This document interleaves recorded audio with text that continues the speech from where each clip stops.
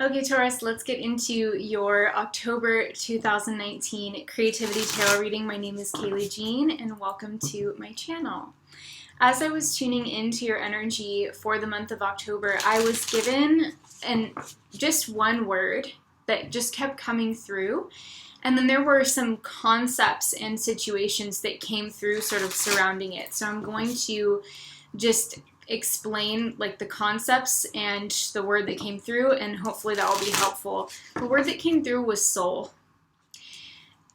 And I feel like for you, Taurus, this month, the reason that the theme and the concept of soul is coming up so strongly is that you may feel torn, either about a decision that you have to make or about a challenge that you're going through, that the answer is essentially, it lies in connecting more deeply with your soul, and really relating to your soul in a deeper way, and kind of almost like journaling with the idea of your soul or something like that. Like, it feels that this is going to be a very deep month, in which it could also mean that through how you express yourself, you embody more of kind of what you would call maybe your soul energy. Or you could even say that about, for example, a musician or a singer, that they have a lot of soul. And that theme is relevant for you, Taurus, this month. It's like, if you want to overcome whatever creative challenge you're going through, whether you're feeling artistically blocked, or if you are struggling to get up the courage to share a new project that you're working on, or whatever it is, seeking more inspiration or seeking motivation to finish a creative project, the answer lies in you kind of getting in touch with that soul, that creative soul, that being in the zone with yourself. It's about your energy, I guess, is what I want to say, is you can solve or at least mitigate the things that are troubling you this month by just getting yourself in the zone, by getting in touch with your spirit. Getting in touch with what you love is a great way to get in touch with your spirit, because your spirit really responds to what you love. Essentially, if you want to know what your soul is all about or what your spirit is all about, just do things that you love. Essentially, bring in joy and get into the zone with whatever you're doing. Even if it's something mundane like a chore, for example, really get into the spirit of that chore and just get in the zone with it. And I feel like you're going to find that the energy flows a lot more smoothly, and you open yourself up to have like a much deeper experience. Because I'm not sure why, but I'm kind of getting the impression that for Taurians right now, there's kind of a mental energy. And you may not always struggle with that. That may not be one of your main issues in life, is just kind of your mind or mental chatter. For some of you, it could be, depending on what other astrological placements you have. But it kind of feels to me like there's this desire or this need to kind of let go of your thought process around a particular event or challenge or struggle that you're going through, and really just get into the spirit of it and get into your like soulful relationship to it.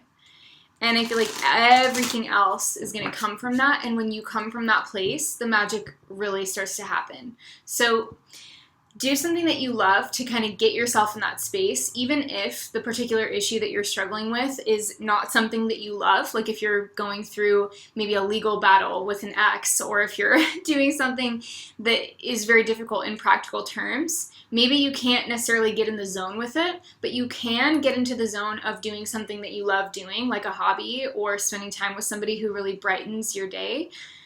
You can get into the zone with those things and then hold that energetic frequency and that vibration of that love, that joy, that ease, and that flow.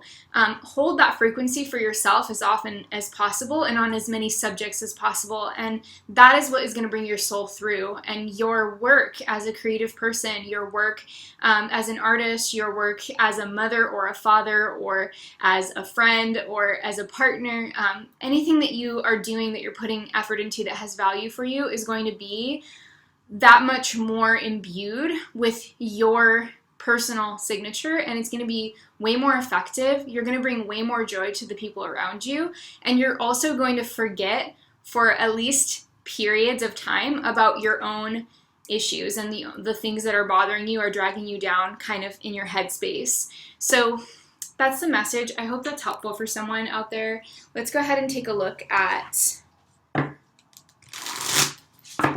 your cards. I'm working with the Druid Craft Tarot for you today, Taurus. Taurus. Tarot, please give us loving, accurate messages for Taurus. Tarot, please give us loving, accurate messages for the beautiful Taurians out there. Loving, accurate messages for Taurus. Beautiful.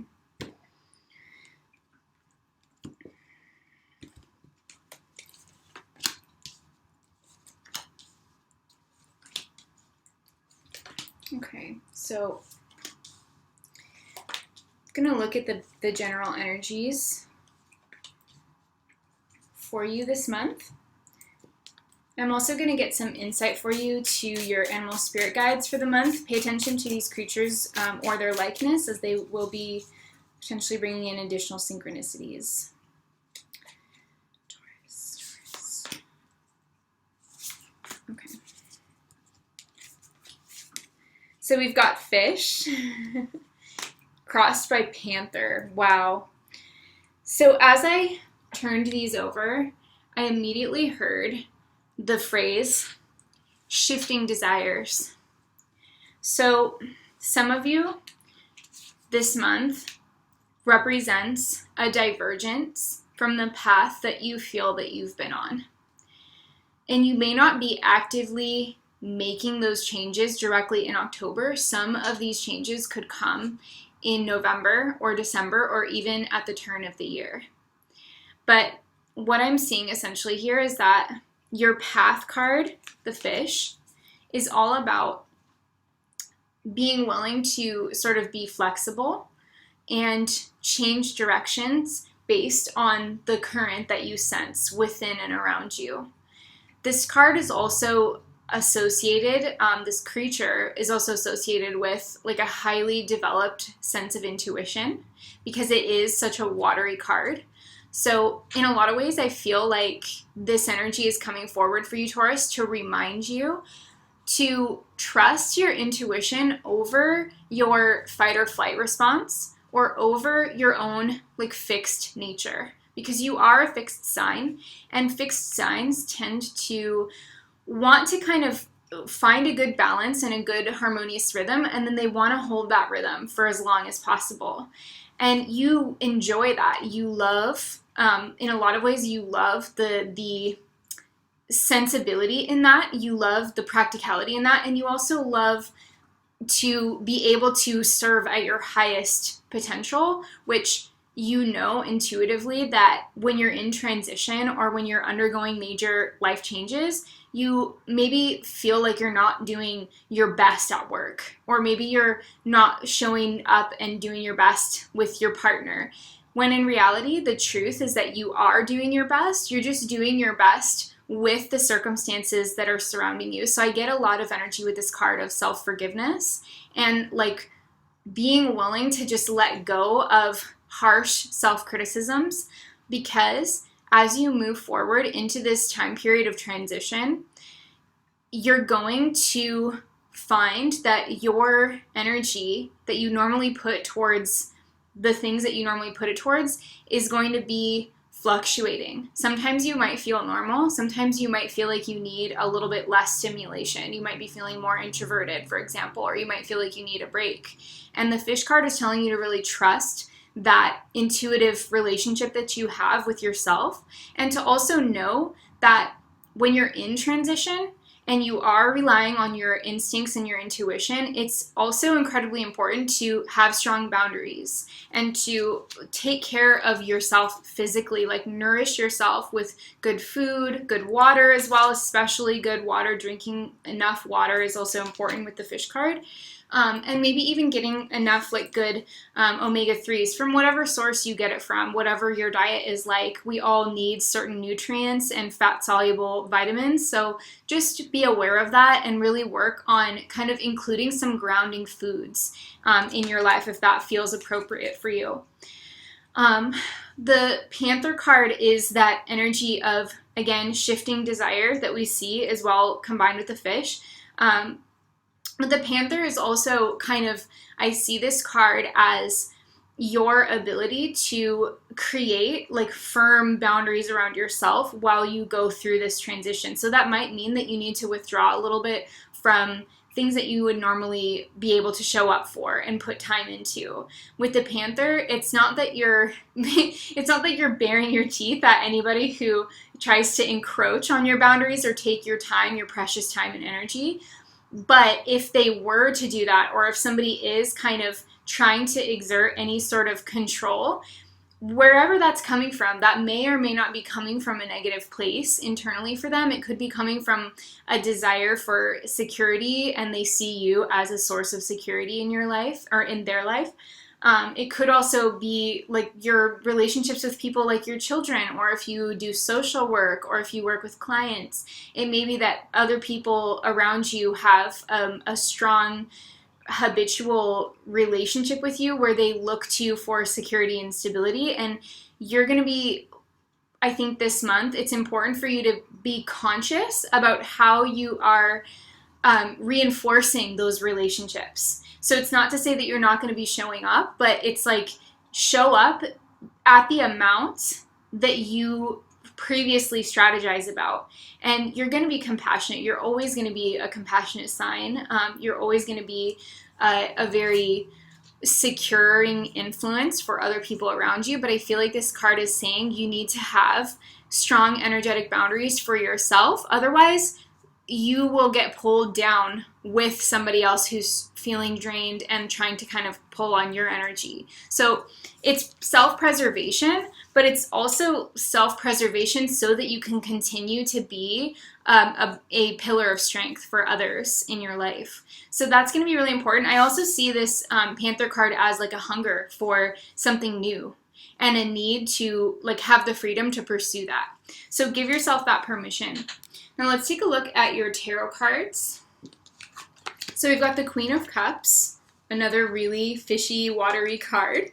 You've got the Eight of Wands, Queen of Swords, Four of Cups, the Wheel, the Ace of Swords, the Three of Cups, and the Six of Swords. Beautiful draw.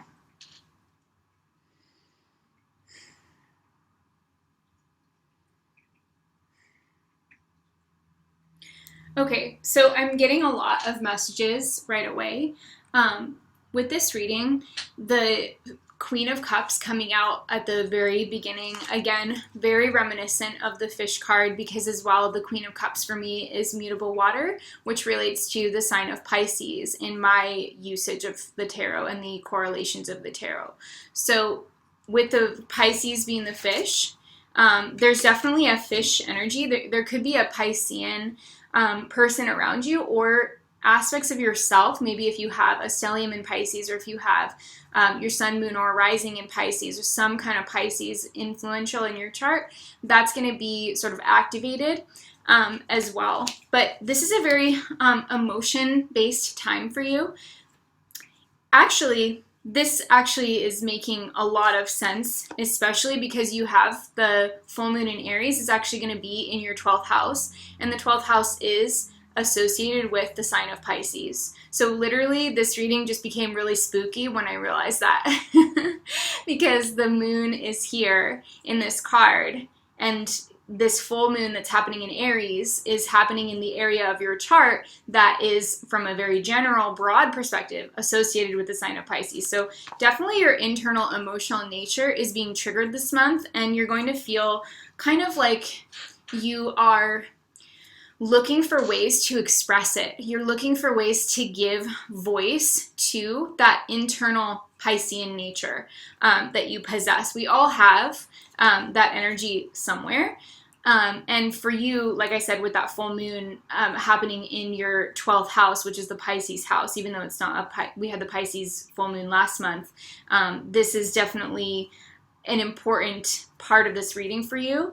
And again, I'm getting this message with the Eight of Wands next to this watery energy of the Queen of Cups, that it's like you can use the energy of that full moon on the 13th in your 12th. You can choose to use that to connect with your soul in a deeper way, to create with soul, or if you're going to be doing anything that is conducive to like anything related to the arts, I feel like there's a very strong potential with these cards and these energies for you to completely just hit it out of the park, because you're kind of temporarily switching off your self-analytical side of yourself so that you can dance like freaking a wild person, you know, or you can sing just totally unself-consciously, or you can write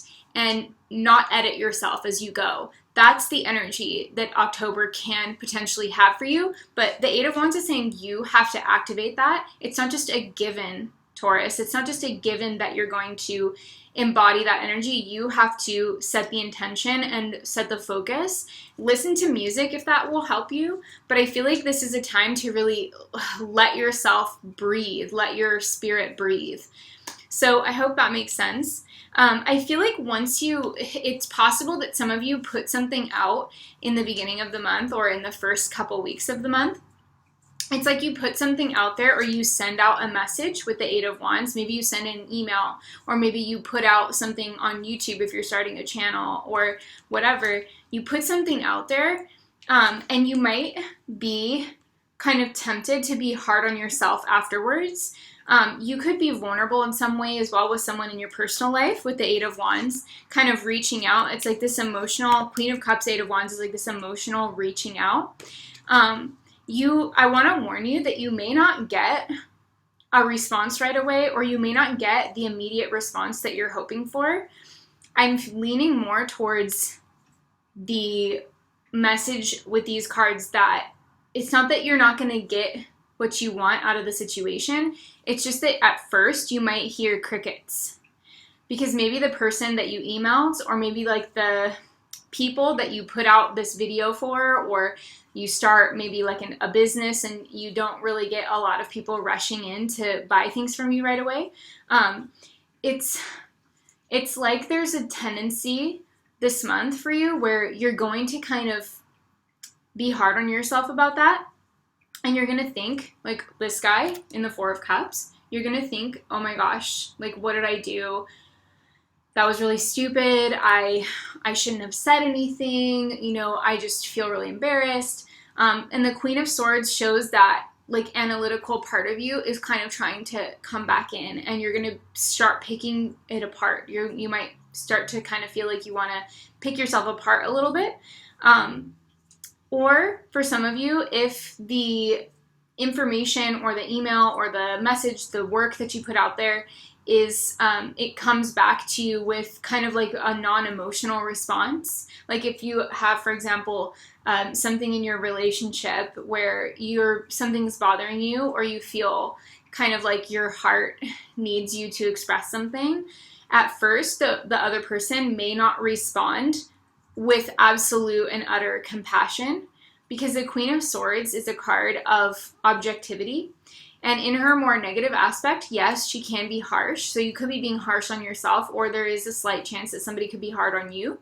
But it's more likely, I think, that if you put yourself out there and you get kind of like objective feedback that says, you know, it's kind of like yes or no. Like she wants to give like a yes or no answer, but you are in this emotional, intuitive place, this creative place.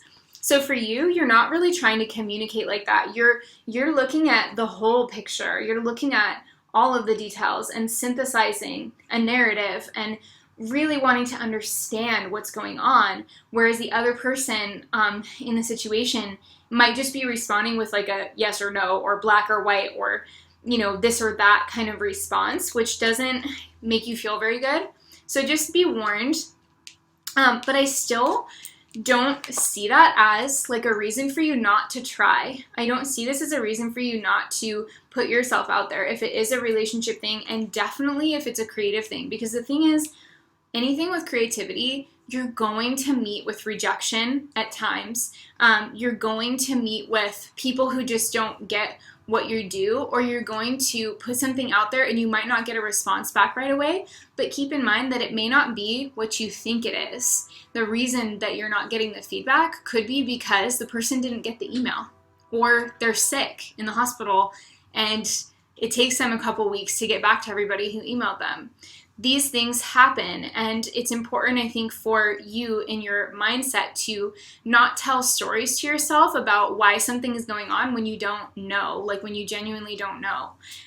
So keep that in mind, because I actually see this working out for you. I just feel like you're going to, at first, you're going to get in your head a little bit about it and think that it's not, but then it all comes full circle and it is for you, or the situation works out perfectly. Because we have the Wheel card and the Ace of Swords. So this is you kind of, I think, with the Wheel of Fortune, the way that I see this card in this particular instance is you kind of, she's casting the sacred circle around herself. So this is you kind of coming back to yourself after what you feel like maybe was something that was emotionally draining or frustrating. And then you come back to your own energy, you facilitate sacred space for yourself in whatever way that is relevant for you, literally, or you just do something that you love and you kind of rejuvenate your own energy. Then the Ace of Swords comes in. So it's like in that space where you've come back to yourself, you've listened to your soul, you've listened to your higher self, and you get back into like being rooted to yourself. Then this inspiration happens. Then something breaks through the surface. And this could be a psychic experience with the Ace of Swords in this particular deck. For me, has a connotation of like a psychic awareness coming in.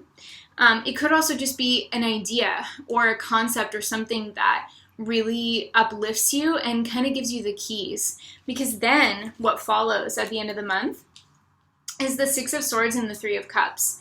So this is you. With the Six of Swords, there's three people there, right? And then in the Three of Cups, there's three people. So there could be three people, or like you and two other people, who figure out a way to kind of fix something, or get some kind of energy moving again in your lives. It may be that you enter into some kind of pact or agreement with a couple of other creative people, if this is a business reading for you, or it could be that your family, if you have like a close-knit family or a close-knit friend group, it's like your friends and supporters rally around you and they want to support you and they kind of lift you up. And then it's like they help you get on your way, because this shows you kind of enjoying the company of others and feeling heard and seen. And then it shows that with the three people in the boat, it shows them all kind of being able to move on, being able to cross a boundary. But it's crossing the boundary together. It's crossing the boundary of the water together with people who are your supporters and who do genuinely want to give you that kind of love and that kind of like backing you up in a way. So there's definitely some good things coming, but I feel like you're going on a personal internal journey first, where the main message that I want to say, Taurus, is don't lose hope and don't be hard on yourself. Because anytime you put yourself out there, there's so many factors that contribute to the point at which you see the return on that it's impossible to gauge for yourself in that moment when you're very invested in something and you're not sure if you're going to get it, or you're not sure if you are going to see the approval come in, or if you're going to achieve that desire. Everybody feels uncomfortable in that place. You're definitely not alone in that, but I see this working out for you. So you need to trust and just relax and see if you can kind of enjoy the soulful energy of this month. Oh, got assurance. That is so gorgeous.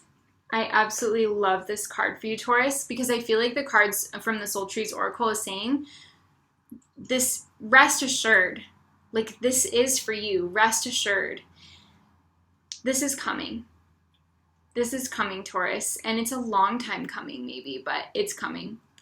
And you're going to really love it, and you're going to feel a sense of togetherness, which I think is really important for you, but I don't know if you really thought about the togetherness being as big of a factor. But I feel like you're really aware at the end of the month how much community matters to you.